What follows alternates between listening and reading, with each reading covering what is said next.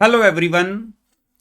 एक ना बच्चों के सीए इंटरमीडिएट के टैक्सेशन को लेकर मैंने देखा था कि काफ़ी ज़्यादा कमेंट्स आ रहे थे कि आप उसका एक प्रॉपर हमें एनालिसिस प्रोवाइड कर दो कि नॉर्मली सभी बच्चों को होता है कि ऐसे कौन से एरियाज़ है जिनमें सबसे ज़्यादा पेपर आ रहा है, ताकि हमारे एटलीस्ट 40-50 मार्क्स जो हैं वो कुछ सिलेक्टेड एरियाज़ करके सिक्योर कर ले हम, है ना। जैसे मैं आपको बताऊं, अकाउंट्स में बिल्कुल ऐसा होता है, आप कॉस्टिंग में भी ऐसा कर सकते हो, लॉ में कुछ हद तक कर सकते हो, लेकिन टैक्स में ये चीज़ कितनी पॉसिबल है या कितनी नहीं पॉसिबल है, मैं आपको पूरा इस चीज़ के बारे में आज एक इंफॉर्मेशन प्रोवाइड करूंगा और प्रॉपरली विद के आपको एग्जाम डे वाले दिन जो इसको प्रेफरेंस वाइज कैसे पढ़ना चाहिए वो साथ साथ ही सारी गाइडेंस दे दूंगा। बिल्कुल हम ग्राउंड लेवल पे जाके बात करेंगे सारी, ठीक है। ऐसा कुछ नहीं है कि मैं बोलूं हाँ ये ही करके जाओ यही करके जाओ, वो मैं आपको साफ साफ बोल रहा हूं, कुछ सब्जेक्ट्स में ऐसा हो जाता है लेकिन सभी में ऐसा पॉसिबल नहीं होता। इसलिए मैं कोई ऐसे सपने दिखा दूंगा आपको, ऐसा नहीं पॉसिबल है टैक्स में। रीजन क्या है वो आपके सामने विद कंक्लूजन जितना मैक्सिमम पॉसिबल होगा मैं आपको वो बताने लगा हूं। देखो, अगर आप सोचोगे कि मेरे पास एनालिसिस देखो सारा अवेलेबल है, ये तो चलो मैंने एक एनालिसिस का चार्ट लिया है, मेरे पास इन डेप्थ पूरा अवेलेबल है हमारे एनालाइजर्स में कि ये अगर फॉर एग्जांपल बेसिक कंसेप्ट्स में से 4 नंबर का पेपर आया हुआ है मई 18 में, तो ये 4 नंबर में कौन सा क्वेश्चन था, मैंने वो क्वेश्चंस देखे हुए हैं सारे, मेरे को सारा आइडिया अंदर तक कहां से क्या क्या क्वेश्चन कौन से चैप्टर में से क्या पूछ रहे हैं। लेकिन अगर मैं आपको एक ओवरऑल एक कह लो अब शॉर्ट में एनालिसिस बताना है, तो देखो आप अगर ये मई 18, नवंबर 18, मई 19 और नवंबर 19 4 पेपर हो गए हमारे, क्योंकि CA intermediate after IPCC CA intermediate मई 18 ऑनवर्ड स्टार्ट हुई थी। उसके बाद ये देखो नवंबर 20, जनवरी 20, इवन अभी जो लेटेस्ट पेपर आया है ये पूरा जुलाई 2021 में, ये उसका एनालिसिस है। अगर मैं सारा एनालिसिस चेक करके आपको एक कंक्लूजन दूं, तो देखो वो कंक्लूजन ऐसा है कि अगर मैं आपको ये बोलूं कि सबसे पहले आपका, अगर हम थोड़ा सा इंपॉर्टेंस वाइज बात कर लें, तो रेजिडेंशियल स्टेटस चैप्टर सच में इंपॉर्टेंट है। साथ साथ वजह सुनते जाना, रेजिडेंशियल स्टेटस, अच्छा ये भी याद रखना, मैं आगे चल के वीडियो के आपको वो प्रॉपर एग्जाम डे वाले दिन एक छुट्टी में कैसे कैसे चैप्टर को प्रेफरेंस देनी है वो भी बताऊंगा पूरा, ठीक है, आराम से सुनो। रेजिडेंशियल स्टेटस चैप्टर इंपॉर्टेंट है, उसका इंडिविजुअल क्वेश्चन भी आ जाता है, और यूजली कई बार आपकी जो टोटल इनकम कैलकुलेट करने वाले 2-3 क्वेश्चंस नॉर्मली पूछे जाते हैं, उनमें भी कई बार पहले आपको ये कैलकुलेट करना होता है कि पहले आप ये चेक कर लो कि इसका रेजिडेंशियल स्टेटस क्या है, तो वहां पे भी 2-3 नंबर के लिए ये एरिया आपका इंपॉर्टेंट रहता है। तो इंडिविजुअली तो ये देखो 10 नंबर का, 6 नंबर का, 7 नंबर का। अच्छा एक ध्यान रखना, जैसे मई 18 और नवंबर 18 में एमसीक्यूज नहीं होते थे, ठीक है, क्योंकि अब तो एमसीक्यूज भी आते हैं, तो एमसीक्यूज में कौन से क्वेश्चंस पूछे जा रहे हैं अब वो नहीं हम देख सकते, क्योंकि सजेस्टेड आंसर में या जो क्वेश्चन पेपर आईसीए की साइड पर लगा होता है उसमें एमसीक्यूज तो होते ही नहीं है। तो ध्यान रखना कि कोई बच्चा सोचेगा अच्छा पहले 10 का आ रहा है अब कम हो गया, हो सकता है एमसीक्यू में डाल रहे हो, ठीक है, ये थोड़ा सा हमें अपने माइंड में रख के चलना पड़ेगा। अच्छा अगर मैं बात करूं जैसे importance wise, residential status chapter का आपका इंपॉर्टेंट है। अच्छा उसके बाद कैपिटल गेन चैप्टर एक काफी इंपॉर्टेंट चैप्टर है जिसमें से इंडिविजुअली क्वेश्चन नॉर्मली पूछ लिया जाता है। इवन जुलाई में भी मैंने देखा है कैपिटल गेन चैप्टर में से क्वेश्चन, ये देखो 4-4 नंबर में 3B और 3C 2 पार्ट पूछे गए हैं इंडिविजुअली। अच्छा उसके बाद अभी मैं आपको सिर्फ इंपॉर्टेंस कुछ बता रहा हूं, अगर मैं आपको ये बोलूं कि आपका जो topic set of and carry forward वाला है वो भी इंपॉर्टेंट है पेपर के व्यू पॉइंट से, इंडिविजुअल क्वेश्चन के लिए। अच्छा उसके बाद एडवांस टैक्स टीडीएस टीसीएस वाला चैप्टर और रिटर्न फाइलिंग वाला चैप्टर, ये चैप्टर्स मेरी नज़र में इंडिविजुअली भी एक काफ़ी इंपॉर्टेंस रखते हैं। हाँ अगर मैं अब जीएसटी में चला जाऊं, जीएसटी में तो देखो जीएसटी में ऐसे है कि आपके पास एक तो चलो एमसीक्यू तो आने ही आनी है ना, सारा ओवरऑल, उसमें भी जैसे आपका जो चैप्टर नंबर 7 है, उसके बाद चैप्टर नंबर 8 है, या मैं 9 भी चलो ठीक है इंपॉर्टेंट है, लेकिन 10 मुझे लगता है ज्यादा इंपॉर्टेंट है क्योंकि इस बार तो 10 में चेंजेस भी हैं, है ना, जो न्यू स्कीम्स आई हैं रिटर्न फाइलिंग को लेकर। तो इसलिए आपके इंडिविजुअली 7, 8, 10 एक खास इंपॉर्टेंस में आ जाते हैं।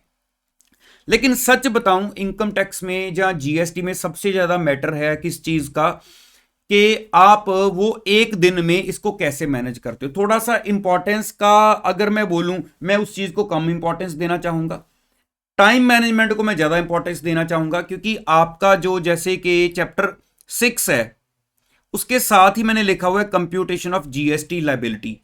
तो पेपर में जो जीएसटी का फर्स्ट क्वेश्चन होता है, एमसीक्यूज को छोड़कर जो एक मेन क्वेश्चन फर्स्ट आता है कंपलसरी में, उसमें ओवरऑल आपको एक जीएसटी की लायबिलिटी कैलकुलेट करनी होती है, जिसमें आपका इनपुट टैक्स क्रेडिट वाले चैप्टर का काफी बड़ा रोल होता है ना। तो ये चीजें आपके, अच्छा मैं बोलूं कि उस क्वेश्चन के अंदर आपको एक दो पॉइंट एग्जेम्पशंस के भी डील करने पड़े कि देख लो ये इनकम पहले देख लो टैक्सेबल है भी या नहीं है, इट मींस ऑटोमेटिकली फोर्थ का इसके साथ भी रिलेशन आ जाएगा। तो इसलिए ये चीजें ना आपस में इंटरलिंक करती हैं। अगर अच्छा मैं आपको एक और फैक्ट बताऊं, अब मान लो आप यहां पे देख रहे होगे कि मैंने पीजीबीपी में यहां पर नहीं लिखा, पेपर में आया है, मैंने ये सैलरी का, इनकम फ्रॉम हाउस प्रॉपर्टी का यहां पे नहीं लिखा कि इनमें से आया हुआ है। या आगे मैं आपको और बोलूं, ये देखो ये नवंबर 20 जनवरी 21 आपके सामने है कि मैंने लिखा ही नहीं इनमें सैलरी में आया हुआ है। अब इसकी वजह क्या है, मान लो एक क्वेश्चन आया और वो क्वेश्चन था सपोज कर low income from house property का। इनकम फ्रॉम हाउस प्रॉपर्टी के क्वेश्चन के बाद उन्होंने बोला था कि इस पर्सन की आप जो जब आप इनकम कैलकुलेट करोगे तो ये डिडक्शन भी दे देना नीचे, 80 सेक्शन वाली डिडक्शन देने के बाद आप उसका टैक्स भी कैलकुलेट कर दो। तो अब उसको यूजली जब एनालिसिस किया जाएगा तो हाउस प्रॉपर्टी के बजाय टोटल इनकम वाले चैप्टर में रखा जाएगा, क्योंकि उसमें वो टैक्स कैलकुलेशन तक पहुंच गए हैं। क्योंकि एक बच्चा जो हाउस प्रॉपर्टी चैप्टर को कर रहा है ना, तो वो देखेगा कि इसमें तो टोटल इनकम के साथ साथ डिडक्शंस और टैक्स कैलकुलेशन भी है, तो ये तो टोटल इनकम का बन रहा है। तो इसलिए देखने में लगेगा कि इस चैप्टर में से तो कुछ आया ही नहीं है, जबकि अकाउंट्स वगैरह में, लॉ में जिस चैप्टर का है वो वहीं पे रहेगा। लेकिन इनकम टैक्स में ये इशू रहता है जो आपको क्लियरली मैंने बताया। तो अब देखो, अब इसलिए बेटर है कि हम मेन पॉइंट पर आते हैं कि एग्जाम वाले दिन हम इसको कैसे फाइनली मैनेज करें। देखो मैं आपको ये बताता हूं, यूजली बहुत प्रैक्टिकल सिचुएशंस लेकर चलते हैं कि हमें कैसे मैनेज करना है उस एक दिन में। पहली बात तो जिसका सिर्फ एक ही ग्रुप होता है तो उसके लिए ये लास्ट पेपर होता है। जिनके बहुत ग्रुप्स हैं उनको आगे फिर फर्दर मूव ऑन करना होता है ग्रुप 2 के सब्जेक्ट्स के ऊपर। लेकिन जिसका एक पेपर है वो तो मैं बोलूंगा जितनी मेहनत कर सकते हो कर लो, लास्ट डे वाले दिन, है ना, जितने मार्क्स खींच सकते हो खींच लो। तो देखो आपको करना क्या चाहिए, अगर मैं आपकी जगह पर हूं, क्योंकि हर बंदे का अपना अपना व्यू है, आपकी प्रेपरेशन के अकॉर्डिंगली आप मेरे माइंड में जो मैं आपको चीज बताने लगा हूं उसको अपने में जहां एडजस्ट करना चाहोगे, जो पॉइंट अच्छा लगेगा उसको अडॉप्ट कर लेना। जो आपको लगेगा नहीं मेरा ही ज्यादा अच्छा है, तो आप उसको चाहे अपने माइंड के हिसाब से चल सकते हो। देखो मेरे व्यू के हिसाब से जो मेरा एक्सपीरियंस कहता है, इतने पास्ट ईयर्स मुझे भी हो गए हैं, अराउंड 12 साल से ज्यादा हो गए हैं देखते हुए, बच्चों को गाइड करते हुए। देखो सबसे पहली बात क्या है, जो आपके पास पेपर नंबर 3 देकर आने के बाद बैलेंस टाइम उस शाम को या रात तक आपके हाथ में होता है, अब उसमें मैं एक एक घंटा 2 घंटे ये कर लो ऐसा कुछ नहीं बोलूंगा, वो मुझे पता है एक्चुअल में सबका अपना अपना चलना है। लेकिन कहां से शुरुआत की जाए, देखो आप उस दिन अपने बेसिक कंसेप्ट्स को पहले देख लेना, आप रेजिडेंशियल स्टेटस को पहले देख लेना। मैं आपको क्लियरली ऑर्डर बता रहा हूं कि मैं हूं, पहले मैं इसको देखूंगा, दूसरे नंबर पर मैं इसको देखूंगा, तीसरे नंबर पर मैं सीधा चैप्टर नंबर 8 पर आ जाऊंगा कि टोटल इनकम कैलकुलेट करो, सीधा तीसरे नंबर पर इस पर। अब यहां पे कोई बच्चा ये ना बोले कि बिना हेड्स किए वो कैसे हो जाएगा, यार ये फाइनल रिवीजन है एक दिन वाली, है ना, इसमें मैं सोचूं मुझे हेड्स नहीं आते, ये पॉसिबल ही नहीं है। सारा इनकम टैक्स शायद हमने कितनी बार कर लिया होगा, तो इसलिए सीधा टोटल इनकम कैलकुलेट करने वाले चैप्टर पर हमें आ जाना चाहिए। उसकी बहुत सारी वजह हैं। तो यहां पर हमारा मेन फोकस के हम वो एएमटी कैसे लगेगा, 115 बीएसी का क्या हिसाब है, क्या एडजस्टमेंट्स की जाती हैं, हम कुछ प्रैक्टिकल्स देख लेंगे कि टैक्स वगैरह मिक्स, जैसे कैपिटल गेन के ऊपर टैक्स लगाओ 112 112 111, सारे ये जो भी टैक्स के ट्रिक्स हैं वो आपको ये चैप्टर करने के बाद ही पता चलते हैं। अदरवाइज बच्चा सोचता है हेड्स आते ही हैं मेरे को टोटल इनकम आती है, नो, जो मर्जी कर लो, लेकिन जो टैक्स कैलकुलेट करने के वे हैं वो आपको तभी समझ आते हैं जब आप इस चैप्टर के कुछ प्रैक्टिकल्स अपने हाथ से देखते हो, जो ऑब्वियसली सारे बच्चों ने देख लिए होंगे। तो इसको आप जरूर फोकस में रखोगे, पूरा प्रॉपर टैक्स वगैरह कैलकुलेशंस को लेकर। इतना करने के बाद आपको लग रहा है हाँ रात को अभी मेरे पास टाइम बचा हुआ है, डिपेंड करता है कि आप पेपर नंबर 3 आकर कितना टाइमली लग गए थे माइंड को फ्रेश करके।